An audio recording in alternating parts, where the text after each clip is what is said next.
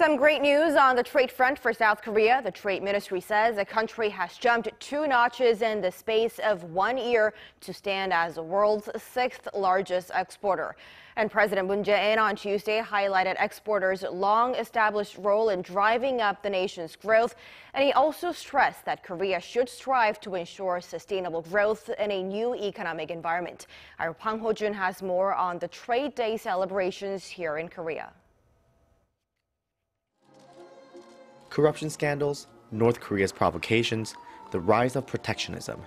Despite internal and external factors that could have held back Korea's economy this year, President Moon Jae-in commended the nation for overcoming those hurdles and achieving an economic upswing for the first time in quite a while. 특히 무역인 여러분은 어려운 여건 속에서도 불굴의 의지로 수출을 오히려 크게 늘렸습니다. 우리 경제와 국민들에게 할 수 있다는 자신감과 희망을 주었습니다.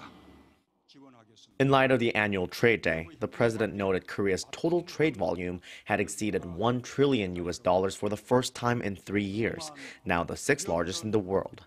He noted that the global market share of Korean products is reaching a record high and that it's likely the nation will secure GDP growth of 3% by the end of this year.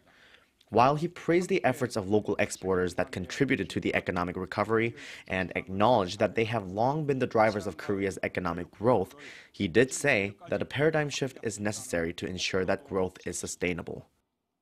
이제 우리 무역 정책도 새로운 시대에 맞게 변화해야 합니다. 양적인 성장을 넘어 포용적 성장을 이루도록 발전해야 합니다.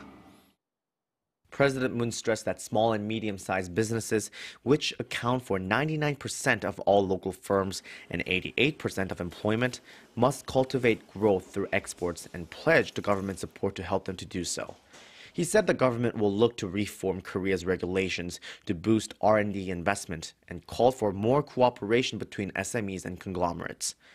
There are future hurdles to Korea's exports, namely rising global oil prices, trade protectionism, a stronger Korean won, and rising interest rates. To deal with those, President Moon pledged to expand Seoul's economic boundaries and its global cooperation, emphasizing the need to diversify Korea's export markets.